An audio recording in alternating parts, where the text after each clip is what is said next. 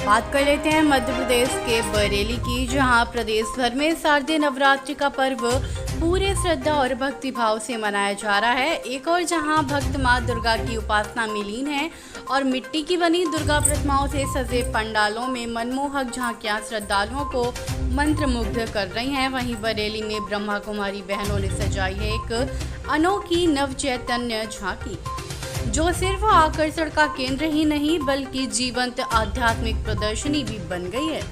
नव चैतन्य झांकी में नन्ही नन्ही बालिकाएं 9 देवियों का रूप धारण कर श्रद्धालुओं को रोज योग ध्यान से जागृत होने वाली अष्ट शक्तियों का संदेश दे रही हैं। दुर्गा के रूप में साधक बालिका जहां दुर्गुणों का नाश कर ज्ञान और शक्ति का संदेश देती हैं, वहीं लक्ष्मी स्वरूपा बालिका ईमानदारी और श्रेष्ठता से धन अर्जित करने का महत्व समझाती हैं।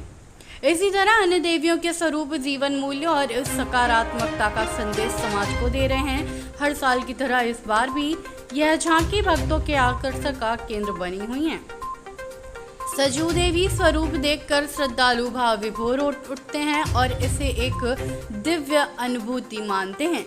यही कारण है कि दूर दराज के गांवों और कस्बों से लोग इस अद्भुत झांकी के दर्शन करने पहुंच रहे हैं और इसे नवरात्रि की अनूठी आध्यात्मिक साधना मान रहे हैं।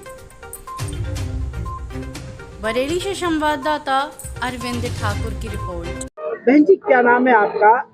ब्रह्मा कुमारी जयंती बहन।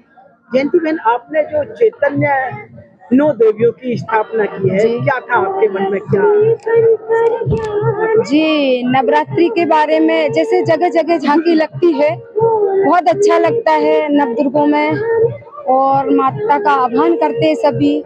मगर हमारे यहाँ प्रजापिता ब्रह्मा कुमारी के द्वारा यही सिखाया जाता है कि जो बहनों ने अपने जीवन में त्याग किया है, तपस्या की है, जिनके जीवन में एकदम संपूर्णता आ गई है, वो भी एक सेंटर पे आश्रम में रहने के बाद भी वो देवी हैं, देवी रूप में रहती हैं, तो उन बहनों को हम 9 रूपों में अलग अलग तैयार करते हैं और उनके द्वारा जनता को हम यही संदेश देते हैं का जो देखने वाली कन्याएं आ रही, माताएं बहनें आ रही, वो भी एक देवी हैं। सिर्फ हमें अपने आप को पहचानना है, अपने स्वरूप को पहचानना है कि मैं कौन हूँ।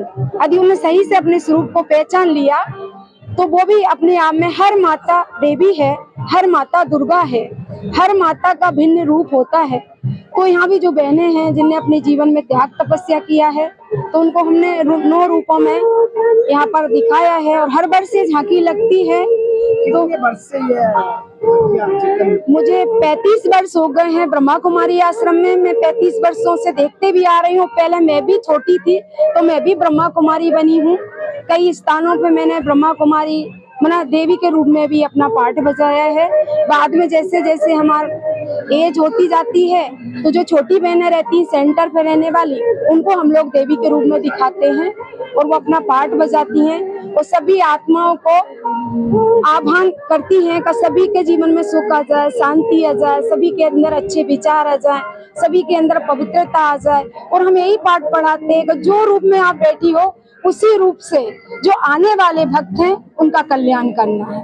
आप ब्रह्म कुमारी की तपस्वी बहन हैं और आपने माँ दुर्गा के जो 9 रूपों की स्थापना की है, क्या था आपका यह महत्व तो दर्शन लोगों को कराएगा? जैसे भारतवर्ष में जो स्थापना की जाती है माँ दुर्गा की, वो होती है जड़ मूर्ति, और जो ब्रह्मा कुमारी के अंदर जो स्थापना की जाती है मूर्तियों की, वो होती है चैतन्य मूर्ति। तो इसमें अंतर बताते हैं हम पब्लिक को कि जड़ और चैतन्य में क्या अंतर है। लोग मिट्टी की प्रतिमा बनाकर बड़े हर्षोल्लास से मनाते हैं, आप तो चैतन्य मूर्तियों को यहाँ स्थापित करके लोगों को क्या संदेश देना चाहते हैं? चैतन्यता में रहकर के ये संदेश देना चाहते हैं कि जब जड़ मूर्ति से जो भक्तगण जो भी मांगते हैं वो सारी इच्छाएं पूरी हो जाती हैं, तो जो जड़ मूर्ति वो काम कर सकते, तो चैतन्यता में रहकर के तो बहुत बड़ा काम हो सकता है। शारदीय नवरात्रि में आपने चैतन्य देवियों को यहाँ स्थापित किया है, क्या था आपके मन में देवियों का धारण करवाने का? वैसे हमारा भारत देश त्योहारों का देश है। जैसे शिवरात्रि, नवरात्रि और कृष्ण रात्रि मनाते हैं, ऐसे ही ये नवरात्रि का बहुत ही पावन त्योहार जिनमें शक्तियों का आह्वान करते हैं और आह्वान करके जो परमात्मा शिव से शक्ति लेकर सभी भक्तों को शक्तियाँ देती है।